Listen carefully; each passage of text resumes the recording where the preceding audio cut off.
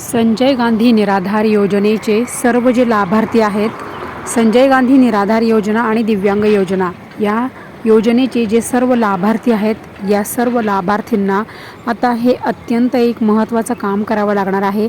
तरच तुम्हाला यापुढील सर्व हप्ते मिळणार आहे.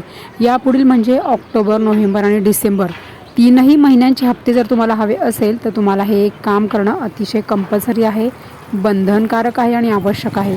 तर काय आहे हे काम, त्यासाठी मी मोठा व्हिडिओ अपलोड केलेला आहे. तर तुम्ही लवकरात लवकर जाऊन मोठा व्हिडिओ बघा. मोठ्या व्हिडिओची लिंक मी खाली दिलेली आहे बघा.